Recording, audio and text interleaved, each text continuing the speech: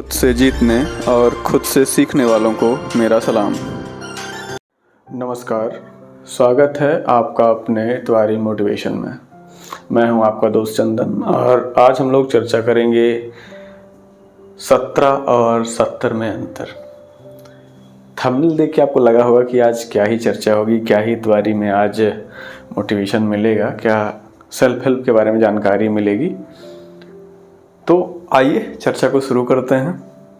एक दिन मैं ऐसे ही सामान्य बैठा हुआ था, एक मित्र से बात हो रही थी तो उसने बताया कि मेरे एक भाई हैं जिनकी उम्र 17 वर्ष है और उन्होंने उनसे कहा कि आज ये जो समय है, इस समय में हमें साइंस की ओर ज़्यादा उन्मुख होना चाहिए, विज्ञान की ओर ज़्यादा उन्मुख होना चाहिए, बशर्ते संस्कार, धर्म, वंश, गोत्र, परंपरा इन सब के अलावा।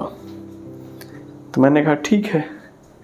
फिर उन्होंने कहा कि मेरे दादाजी हैं जो कि 70 वर्ष के हैं और उनका कहना ये है कि हमें एक सामंजस्यपूर्ण जीवन जीना चाहिए जिसमें विज्ञान भी रहे, जिसमें आपके संस्कार भी रहें, आपका वंश भी रहे, गोत्र भी रहे, परंपरा भी रहे, धर्म भी रहे, ज्ञान भी रहे, हर चीज़ बनी रहे।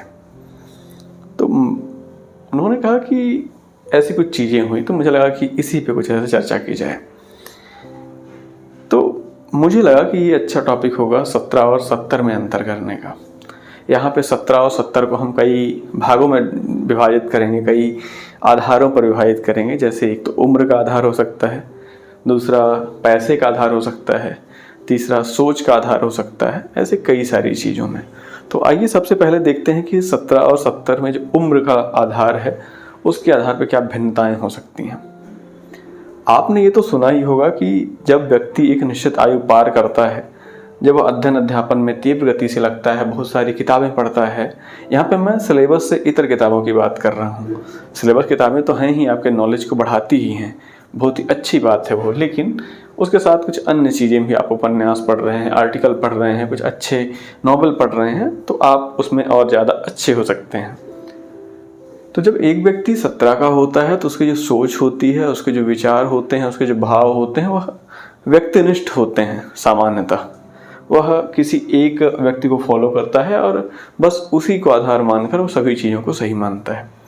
जबकि जिस व्यक्ति की उम्र 70 वर्ष है, जिसने अपने जीवन के 70 वर्ष इस भूमि पर व्यतीत किए हैं, जिया है जिन्होंने, तो निश्चित ही उनके पास अनुभव होगा, ज्ञान होगा, कुछ सीखा होगा उन्होंने इस समाज से, और निश्चित ही इस उम्र में पहुंचने के बाद उनके अंदर एक संतुष्टि का भाव हो, एक समन्वय का भाव हो कि हाँ, विज्ञान भी यहाँ तक सही है, धर्म यहाँ से सही है, ईश्वर, गोत्र, वंश, परंपरा, ये सभी चीज़ें कहीं ना कहीं किसी न किसी रूप में सही हैं।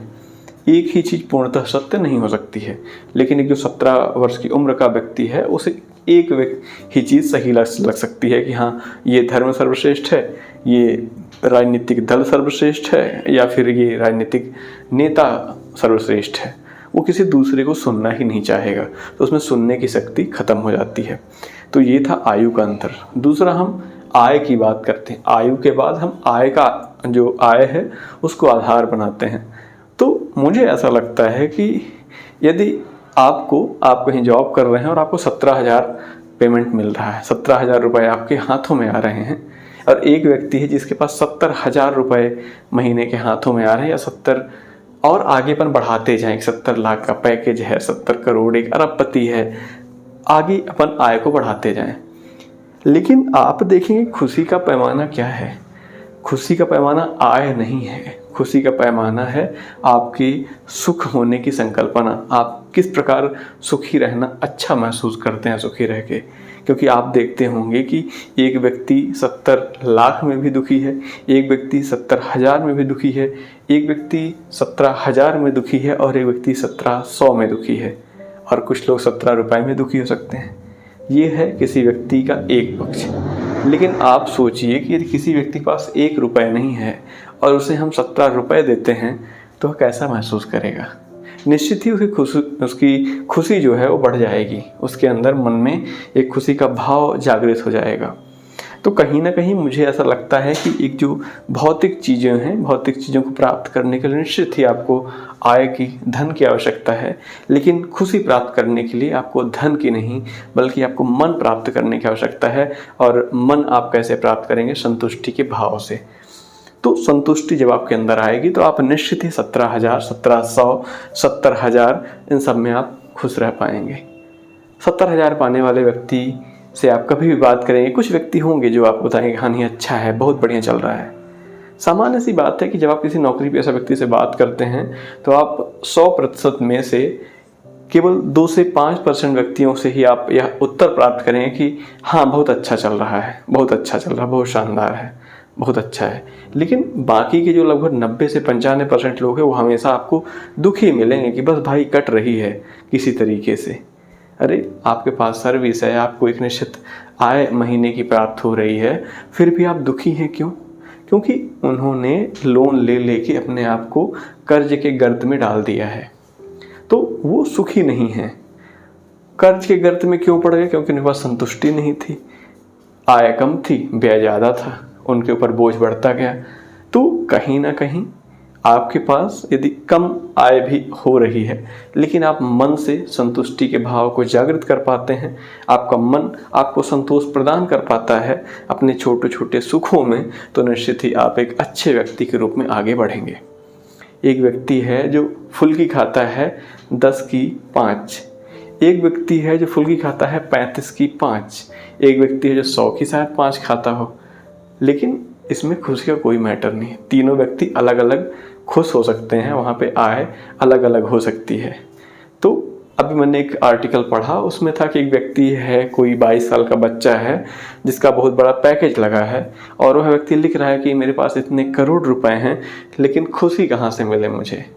तो वहाँ पे संतुष्टि का अभाव देखने को मिल रहा है, क्योंकि हम हर चीज़ की तुलना पैसे से करने लगे हैं। तो आज का इतवारी इस पे आधारित था कि किस तरह से हम आयु के आधार पर विचारों को अलग अलग करके देख सकते हैं, किस तरह हम आय के आधार पर, अपने संतुष्टि के आधार पर मन को खुश रख सकते हैं।